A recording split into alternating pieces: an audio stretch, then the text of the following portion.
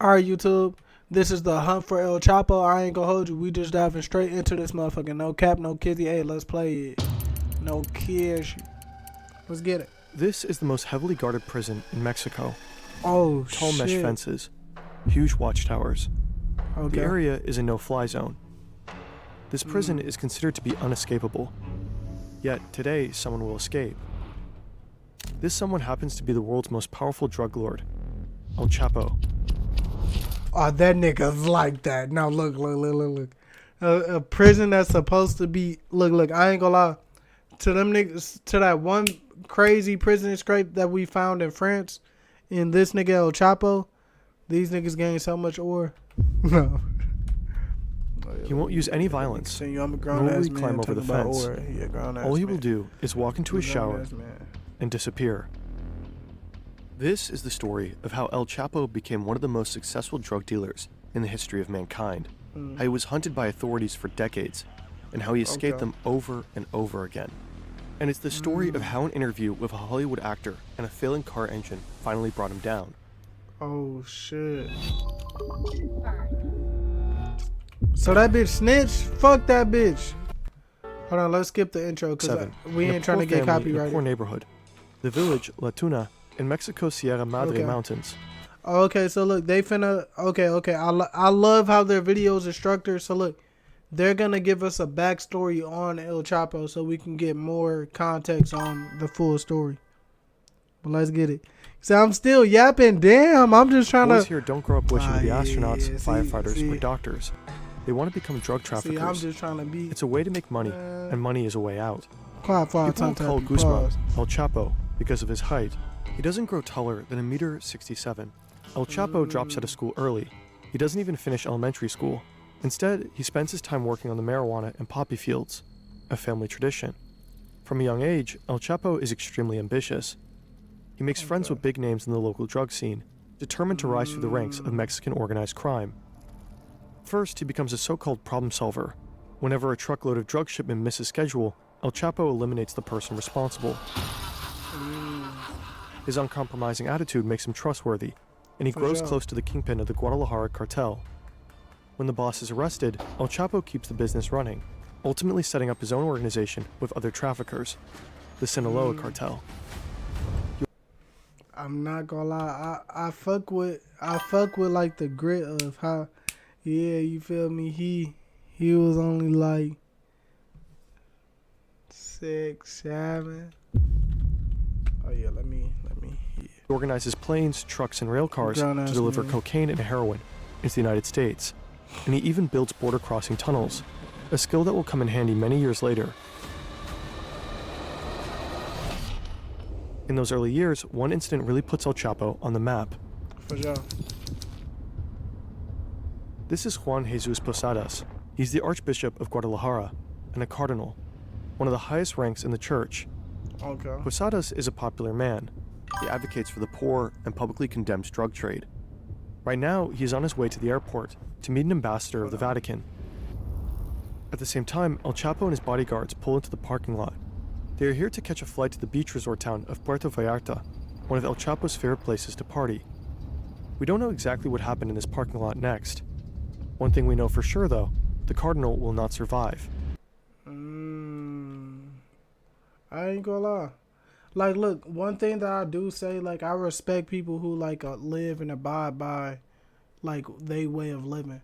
But, look, it doesn't mean that I condone their way of living. But, like, if they're willing to accept the consequences that come with and what that they do, you know what I'm saying? I respect it. But, like, I feel like y'all get exactly what I'm trying to say. You know what I'm saying? I'm not saying I agree with anything that some people do, but I'll be like, okay, yeah, he's standing on 10 toes or some shit.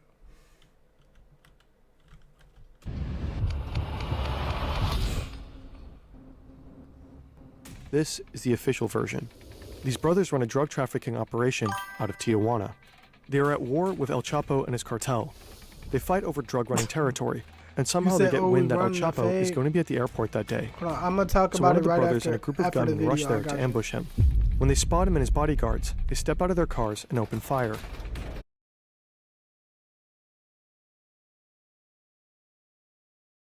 Later, the officials sure. suggest that the gunman had mistaken the cars. El Chapo regularly drives a white Mercury Grand Marquis, the same model Posadas sat in that day. The gunman thought it's El Chapo's car and opened fire. But the Cardinal wore his robe when he was shot. He was not dressed at all like a drug lord. If the gunman killed him at a close range, how could they have confused him with El Chapo? For sure. Years later, the successor of Posadas will make a serious accusation. He claims the murder of the Cardinal was a crime of the state. Se trató de un crimen de Estado, perpetrado por... But look though, like I know like the main, like look, I respect like cartels and shit because look, to a certain extent, you know what I'm saying, to a certain extent, I'll say like to certain things. I'm not saying I agree with everything that they do, but I'm saying that to say this.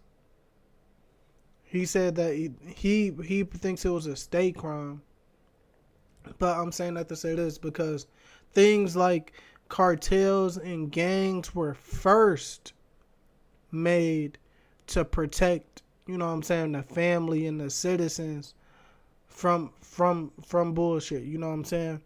Like that's why like early stages of it I respected it to a certain extent. But it went left over time. I'm not sure about cartels now, but I know about gang culture now. It took off a complete left. You know what I'm saying? But I'm saying that to say this. Like it definitely depends on like what like what's going on with a lot of things going on. Okay, yeah. Okay, I'm yapping. Okay, yapping emoji. Yeah. He believes the police carried out the killing for the Mexican government. Posadas had accused government officials of having ties to these cartels. For sure. Up to this day, it remains a mystery. What really happened in 1993 at Guadalajara Airport? This is El Chapo's wife, his sons, and one of his closest partners. Just 2 months ago, El Chapo was captured and brought to Altiplano Maximum Security Prison. Now the group is working on a plan to get him out. I got you right after they the begin by vid. acquiring I an old promise you, I property got you. 1 kilometer away from the prison. Next, they buy an old warehouse nearby. Here they store weapons in an armored pickup truck. Then they hire workers for one very specific job, digging a sophisticated tunnel.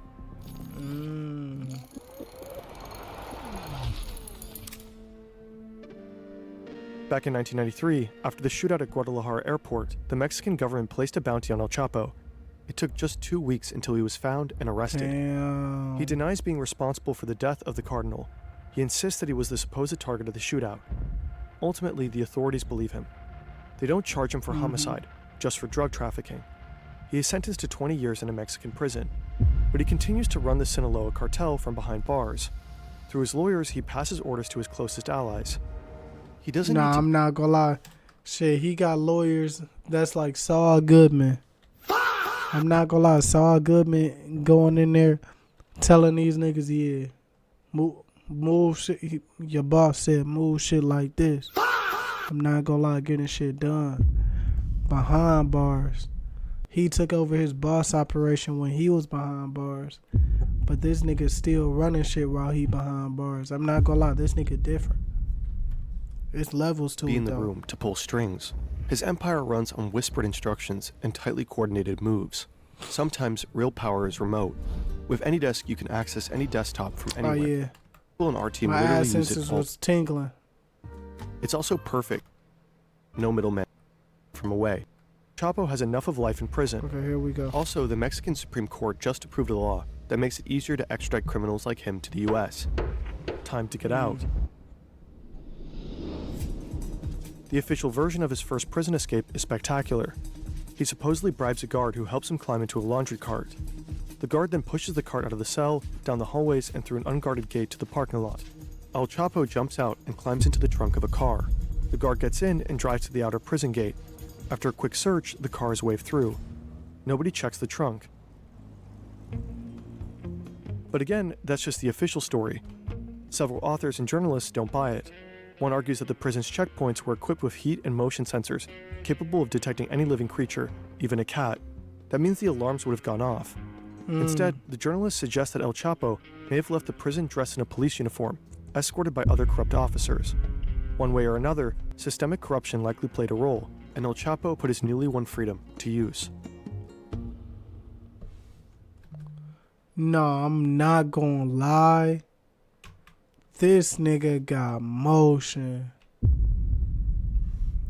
You can't do nothing but respect it. Co-producer is gonna give you. You know what I'm saying? You can't do nothing but respect it. In seconds. Let me The nigga escaping on prisons like that, bro. What you mean? I was playing the video and the ad was playing, bro. I'm not just yapping for nothing, years, bro. the Mexican cartel landscape changes dramatically. You act like I'm just yapping for nothing. In 2002, the leader of the Tijuana cartel is killed in a shootout with police. Oh, shit. One of the brothers who had supposedly tried to assassinate El Chapo at the airport. A year later, the leader of the Gulf cartel was arrested. Damn. Two major cartels are now without leadership. El Chapo sees an opportunity. He pushes into Tijuana and Gulf territory, triggering brutal fighting. Nuevo Laredo, an area along the U.S.-Mexican border, practically turns into a war zone. Former forces of the Mexican army begin working for El Chapo. They clash with what's left of the Gulf cartel, whose core fighters were partly trained by the U.S. Early on, the violence results in more than 1,000 deaths, many of them civilians. Damn. And that's only the beginning. In 2006, Felipe Calderón becomes Mexico's new president. Determined to crack down on organized crime, he declares war on the cartels and deploys the military. The violence escalates dramatically. Between 2007 and 2014, over 160,000 people died in the course of the war on drugs in Mexico. 160,000 people? Oh my God. In these years of bloodshed, El Chapo rises. He becomes the world's most wanted criminal, transforming the Sinaloa cartel into one of the most powerful criminal organizations in history. It becomes the top supplier of drugs to the United States. And they still can't find cocaine, them. heroin, But they got methamphetamine, free. and fentanyl. El Chapo's cartel operates in 50 countries and generates billions of dollars in profits each year. In turn, El Chapo becomes extremely wealthy, eventually making Forbes' list of the world's billionaires. No wonder it's hard to keep him locked up. No bullshit. El Chapo's rescue commando needs to know the exact location of his prison cell, so they smuggle a GPS watch into his prison cell, disguised as a food item. Now the workers know in what direction they need to dig. Over the span of a year, they dig a sophisticated tunnel, a carefully planned complex construction costing approximately $5 million to make. The tunnel is 1.5 kilometers long and 1.70 meters high. It is reinforced by a wooden frame. I ain't gonna lie, this prove, nigga, if you touching enough money, you can get out of your situation. I'm not gonna lie. And with plastic surgery and shit now, this nigga can get a new face. It's over. You not gonna know who this nigga is no more. This nigga new name gonna be Felipe. Not trying to be racist, but I'm just saying. There are lights and even a ventilation system. Digging a tunnel creates a lot of dirt, so the workers build a rail system with a motorcycle adapted to it to move the dirt out of the tunnel. The construction is also supposed to function as an escape vehicle later on. I thought so. But how did El Chapo end up in El Altiplano in the first place? Okay. I like how this video is structured, but Andrew I Hogan love is an agent with the bro. Drug Enforcement Agency. He wants to take down the most powerful drug lord on Earth, perhaps in history. Currently, he's looking for allies, but he soon discovers somehow there is no task force, no team, not even a single federal agent assigned to the job of bringing El Chapo to justice. So he takes a Spanish class and prepares to move to Mexico. Meanwhile, one of Andrew's colleagues in the US manages to get the pin to El Chapo's BlackBerry, thanks to someone in his inner circle. He tracks down his phone to the holiday resort Cabo San Lucas. The colleague immediately calls Andrew. They're excited, and so they pass the information to the officials in Mexico. The DEA and Mexican police quickly head down to the place where El Chapo is supposedly hiding, but he's nowhere to be found. Next, they narrow down El Chapo's phone signal to one of 3 mansions near the resort Cabo San Lucas. This time, it's a hit. He's there. But before the forces arrive, El Chapo just escapes through the back door. Somehow he makes it to an airstrip without being caught. Can you stop breathing? I need some more of you. I need some more air, you feel me?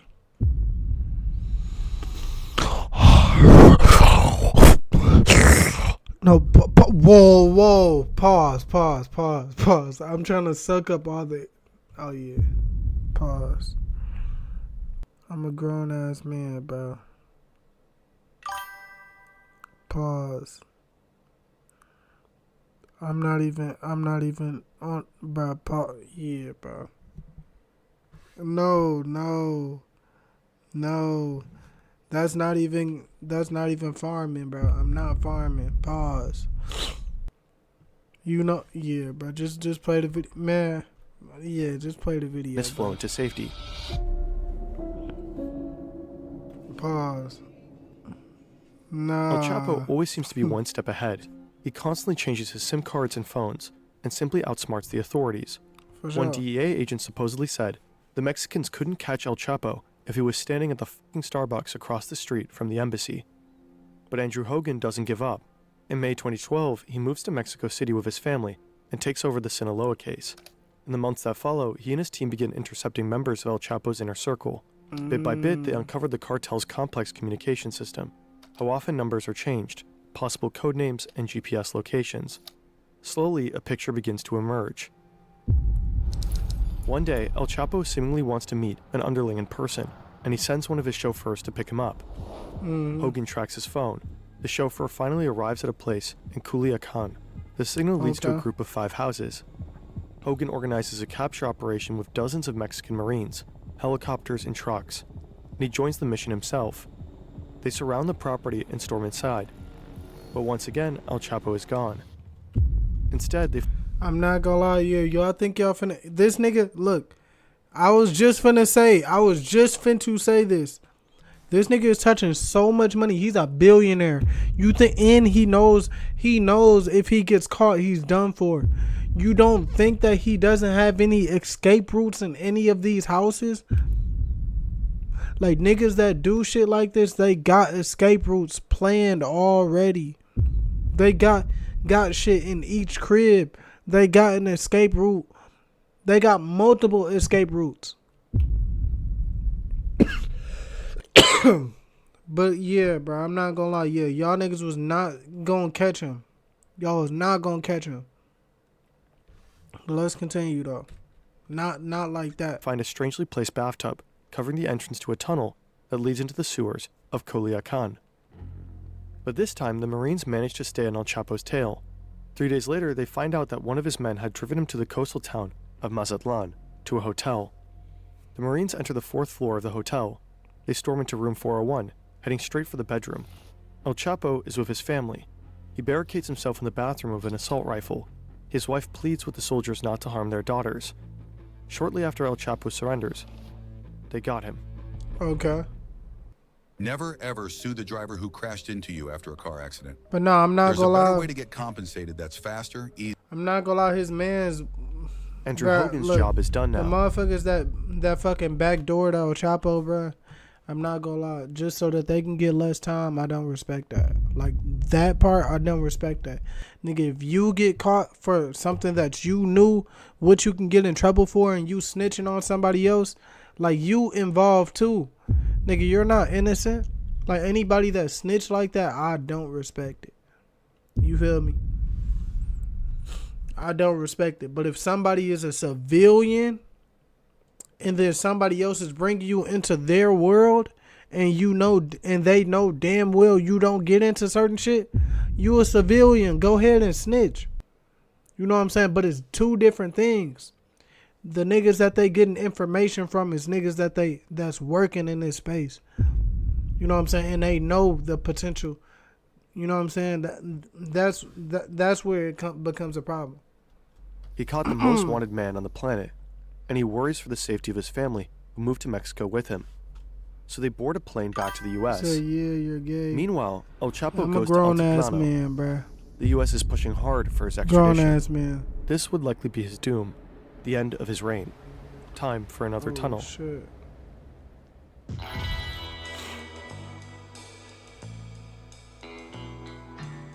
The rescue team and the workers managed to locate the exact spot of El Chapo's cell shower.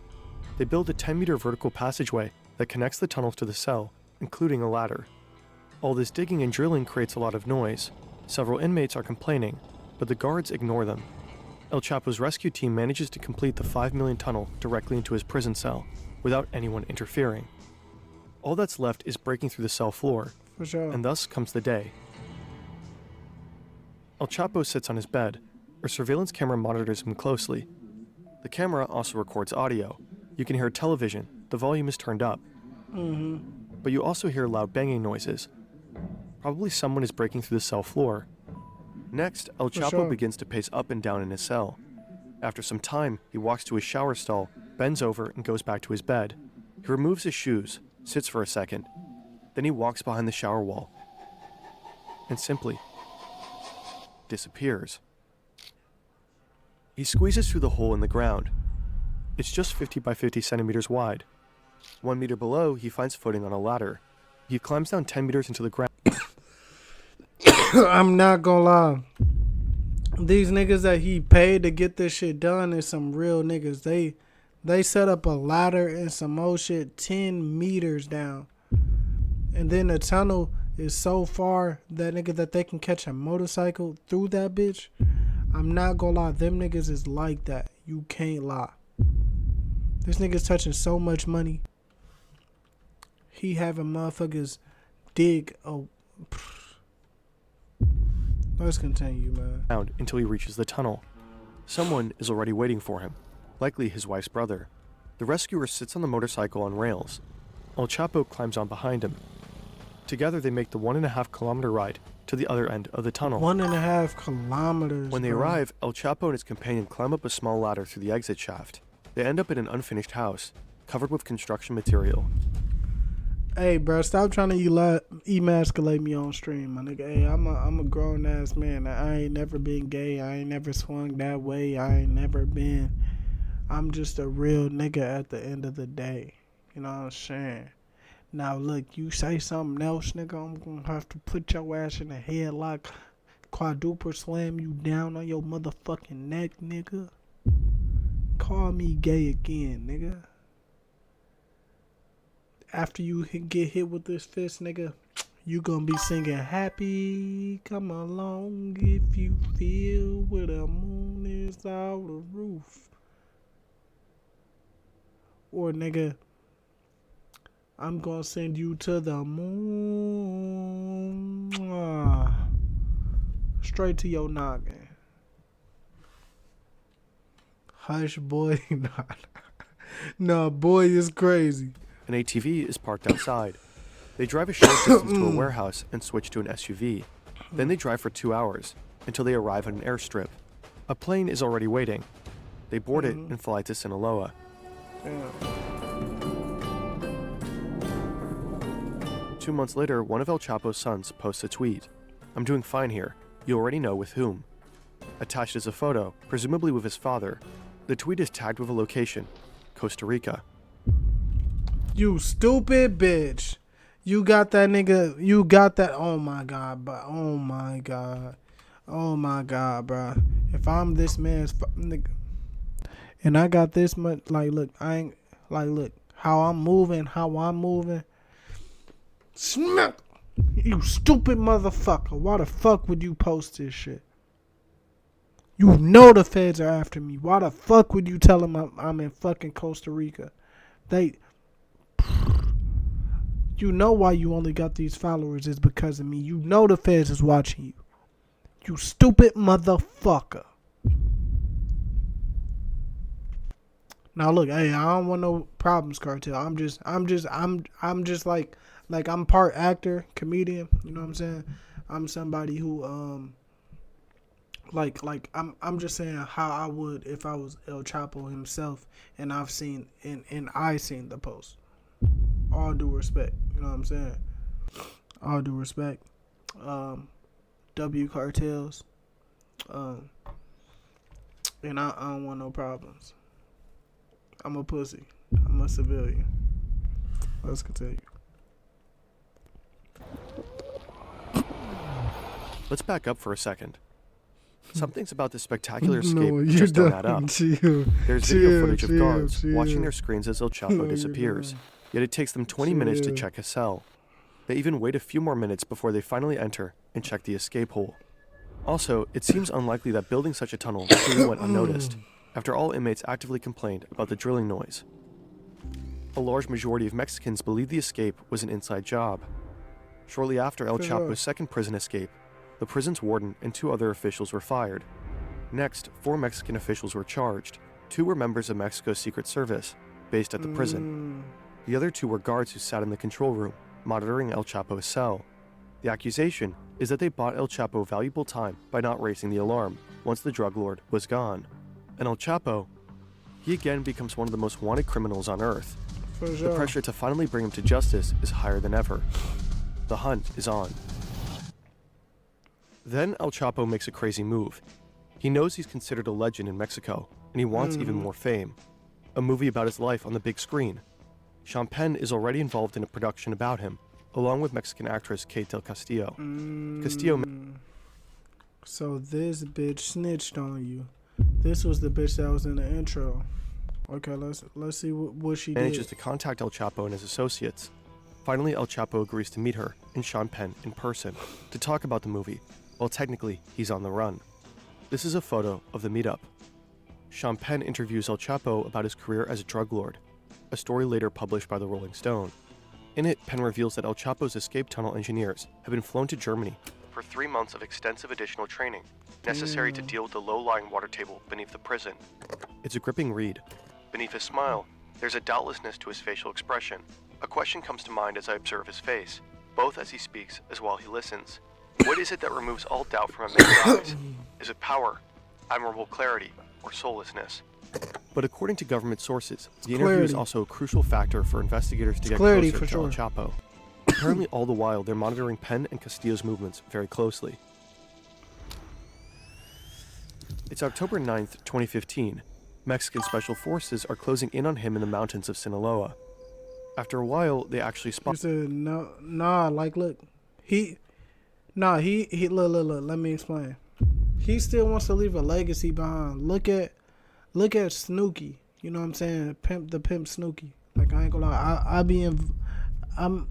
So look, like Snooki, he did documentaries and stuff like that. Like Snooki, he was a pimp from Milwaukee. You know what I'm saying? He got caught. But, like, he still wanted to leave a form of legacy behind.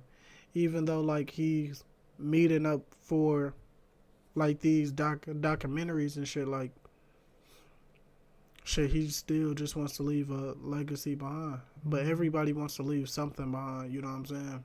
He just wants to be more, wanted to be more world-renowned. I don't think there's nothing wrong with that, but he needed to move more strategically. He knew the risks of it because, you know, the life he's living. He's only got one bodyguard with him. It was just a risk he was willing to They take. take off after them, chasing them through the terrain. As they get nearer, El Chapo falls off a cliff. His bodyguard finds him and carries him to the depths of the forest. The special forces lose sight of them and they escape. A catastrophic failure. But the authorities don't give up the hunt. In January 2016, they get another chance. The Marines manage to locate El Chapo once again in the coastal city of Los Mochis. The clue comes from a taco order placed from a white van. Witnesses say the driver is one of El Chapo's men. The Marines begin to surveil the car. It ultimately leads them to a safe house. A few hours later, the soldiers storm the place. Cartel gunmen try to hold them off. A gunfight breaks out. The Marines eventually push up to the second floor, then the roof. But El Chapo is gone. True to his form, he and one of his gunmen fled through a hidden tunnel. But are y'all fucking stupid? Do y'all not know this nigga he moves so strategically. He's always 10 steps ahead. Before that y'all try to storm a place, y'all need to try to find fucking escape routes if y'all trying to catch somebody. You know what I'm saying? It'll just make all the sense, but I'm not gonna lie, you being all around trying to find the escape routes is gonna give him even more time to get away. So I'm not gonna lie, that's why storming is the best way. But it's very hard to catch somebody like this at a specific location, especially a location that they go to a lot, unless if it's a public location. But let's continue. But I'm glad that nigga got away. Right now, they are climbing out of a drainage tunnel He a ain't short wanna get distance caught. away, right across from a Walmart. El Chapo and his gunmen need to escape quickly. For sure. They steal a car, guns drawn, but after just driving a few blocks, the car breaks down, so they ditch it and lose valuable time. Then they take over another car and manage to get on the highway, but it's too late. Police finally arrest El Chapo, one of history's most powerful drug lords. He tells the officers, "You are all going to die." 40 of his assassins are supposedly on their way to free him, but he gets handed over to the Marines, and it's over. After a decade of hide and seek, escaping over and over again, in all likelihood protected by systemic corruption, El Chapo has finally been caught. Later that day, the Mexican president tweets, "Mission accomplished. We have him." Soon after, El Chapo was extradited to the United States, the one thing he truly feared. On July 17, 2019, 3 years after his second escape, he was sentenced to life in Colorado's Supermax prison. That's where he remains locked up to this day. The Sinaloa cartel and other Mexican cartels are as strong as ever, operating as undeterred global organizations. There's so much more to this story that we couldn't cover in this video, but apparently some video journalist obsessed with maps is about to pick it up very soon. Oh, hi Fern. Love your stuff. We will keep you posted. I'm not gonna lie, that was a W fucking video, right or wrong, chat. You feel me? That was a